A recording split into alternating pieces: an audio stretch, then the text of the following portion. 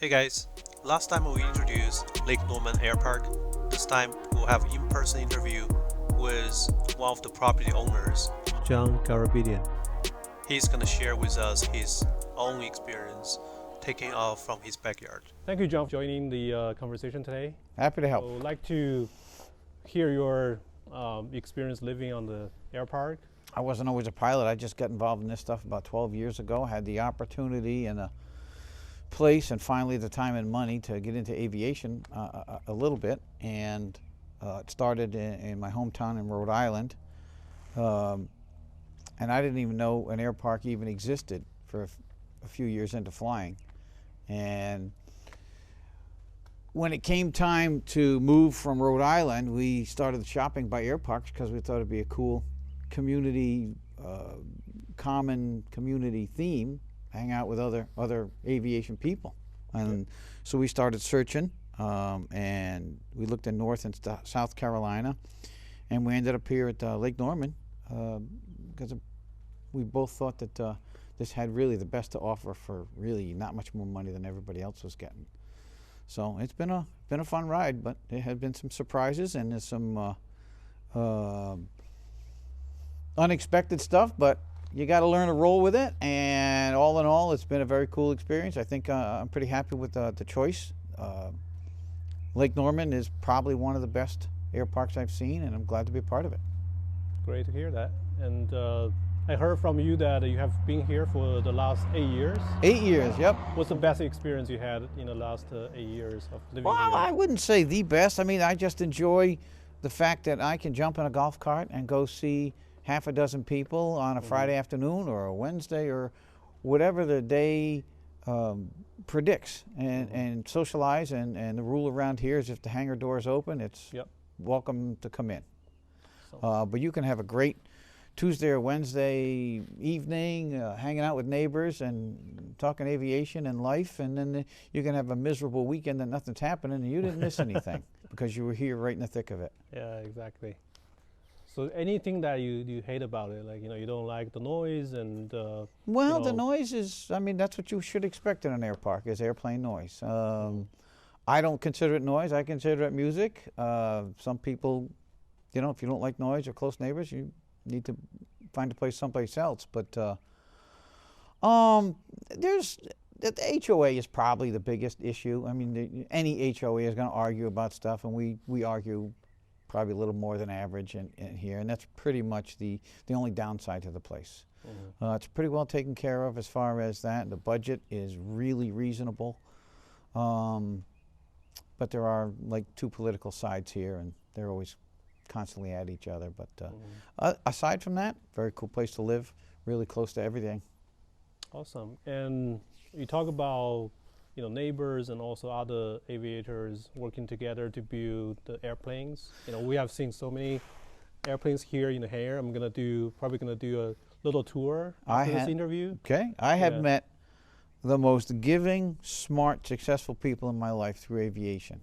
When I first started, there was a couple guys up in Rhode Island that came out of nowhere, didn't know me, and helped me get flying. And I'm still friends with those guys today. I try to do the same for other people. This guy Joel, we met 6 or 8 months ago. He was looking for a better challenge in flying, and I think he found it in the helicopters. We've become very good friends very quickly, and I think that is probably the best part about it. You really meet some very ambitious, very smart people, and it's fun to help those guys in an area that they're not familiar with or experienced it. And the same happens to me. I ask for help. There's always guys that'll help me do something, and it's a great community thing. I don't really think you find it in every category. You already live on the airport, and you have your own, helicopter here. Correct. And you're really living the dream of many pilots. It is. It was my dream for now. I'll be honest with you. In life, if you don't go after your own dreams, they're not going to happen by themselves. And sometimes you got to take a risk. We bought back when the economy was still rocky and shaky, and nobody knew where it was going to go. But you got to go with your best gut instinct. Sometimes the leap of faith works very well. Obviously, flying helicopters, I don't really need to be at an airport, but I really wanted the social aspect of this. And a lot of the other air parks didn't have quite what this offered or have that proximity to the shopping that you do here, and the lake is just a bonus. Yeah, exactly.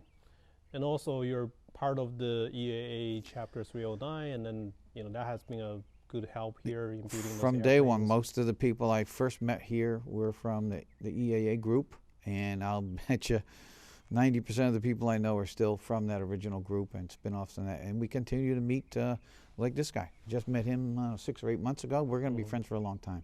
And that's probably the best thing about it. You're continuously meeting very interesting people. They come from everywhere. They're lawyers, they're nuclear engineers, they're builders, they're just from everywhere. Some air traffic control people here, and it's pretty cool to hear their stories of life. That's great. Any suggestions to the future pilots who want to live on the air park and having a hangar of their own? The people who come here are really passionate about what they, about their airplane stuff. And I don't care what your interest is, whether it's boating or art or travel. I mean, if you're enthusiastic about something, just do it. Don't let anything stop you. For every person that I think fulfills a dream, there's 100 people that give you an excuse why they couldn't. And I think it's just that simple. It has been for me. I just never took no for an answer. It's just the way I am. Yeah. I had no interest in airplanes. I wanted to go straight to helicopters. I did not know at the time that was the hardest way to do it.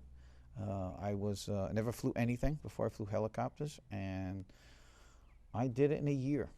And it was a lot of work, a big commitment, but if I can do it, then anybody can do it. It really is a mindset that you have to just accomplish something. And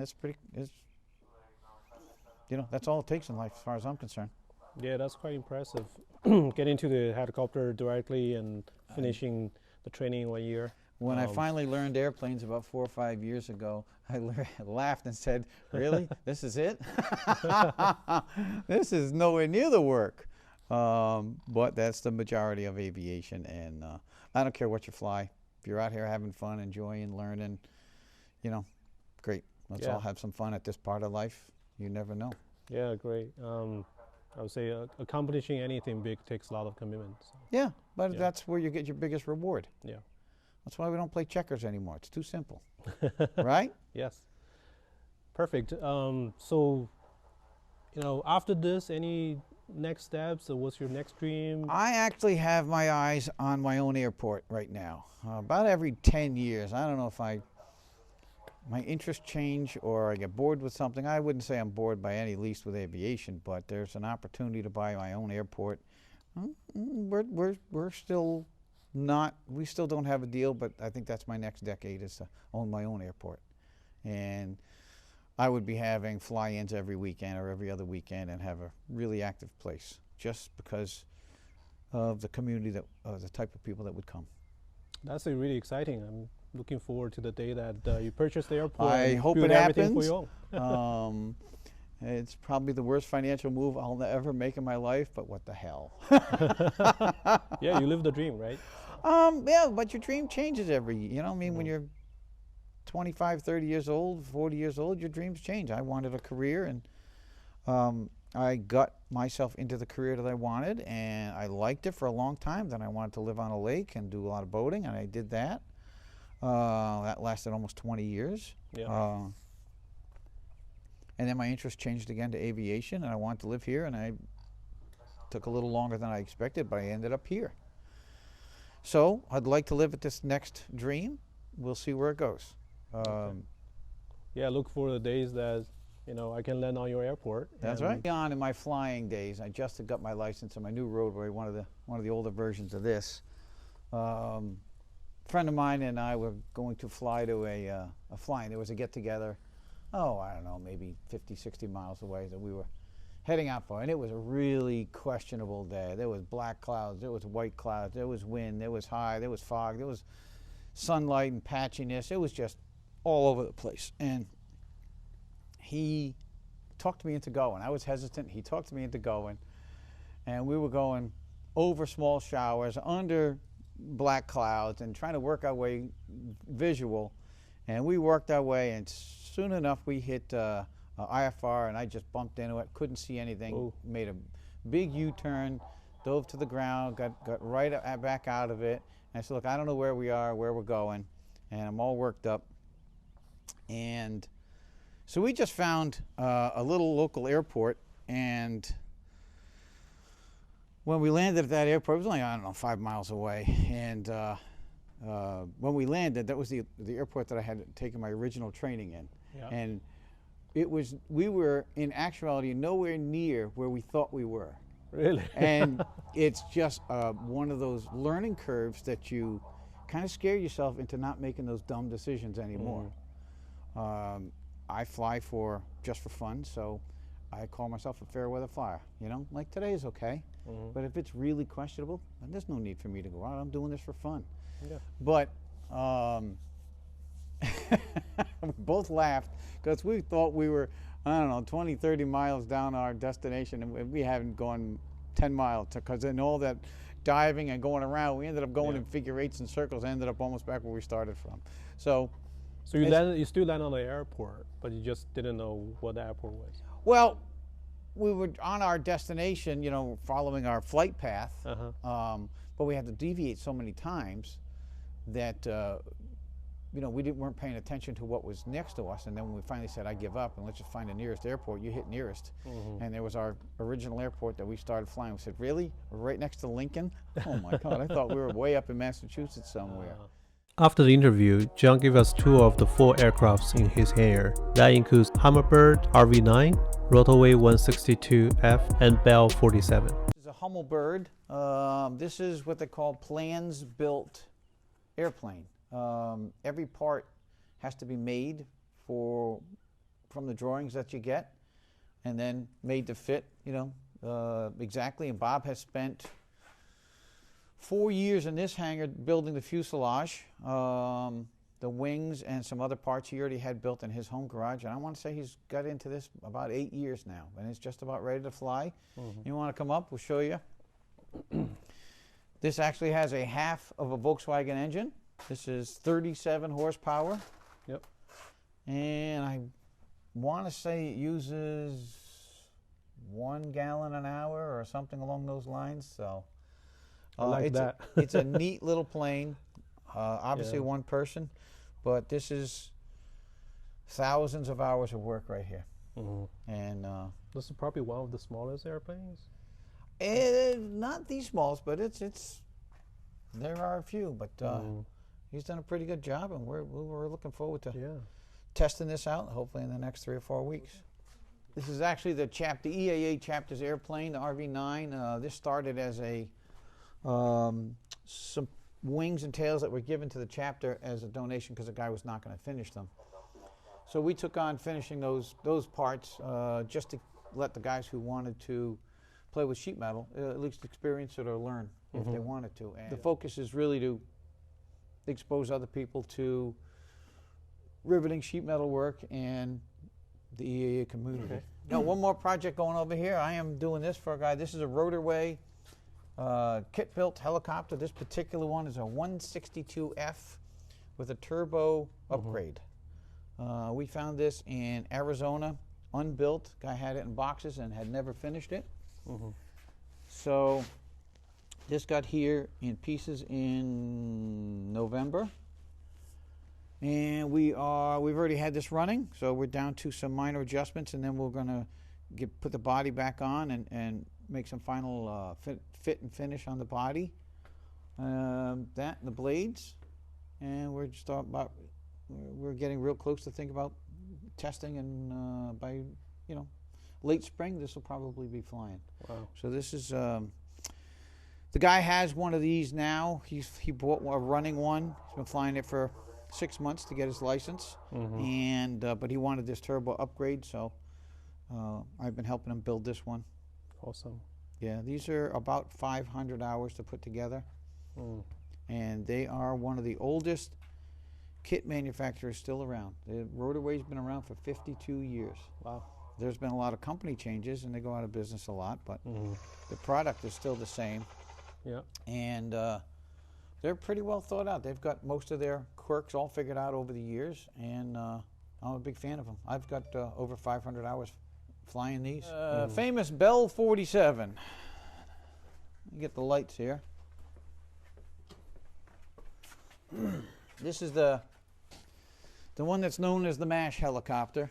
This particular one is 1970 version. They made 4 versions of these. This is the 3rd generation of them. This particular one has a lot of extras with the big fuel tanks, Yeah. the big transmission, the big engine, the extra wide cabin. It's got what they call a Texas Snowbar kit. Eliminates some parts up there. This one I was just lucky enough to buy. The guy who built this spent 4 years restoring this thing. Money was no object for him. And he died just about the time they finished this. Oh. He died in a P-51 Mustang. So this went through one of his friends, had it for a year, and then I got a phone call and said it might be for sale. So I ran up to Massachusetts and had to have it. So so this has a 540, Lycoming 540 engine. The muffler's an option. That's normally don't have mufflers. So this is a real nice one. I should be able to fly this for 8 or 10 years without any major work. Yeah. They come apart every 1,200 hours. Everything comes apart. Yeah. How many horsepower is this? Does this engine have? This is 305 horse. Yeah, it's pretty good.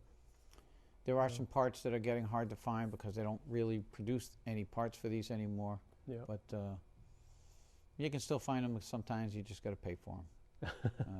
Thank you so much for joining us today for the conversation, and really enjoyed Happy to learning do it. from your experience. Happy to do it, man. Yeah. Thank you for watching. If you like my channel, click the subscribe button, and I'll see you next time.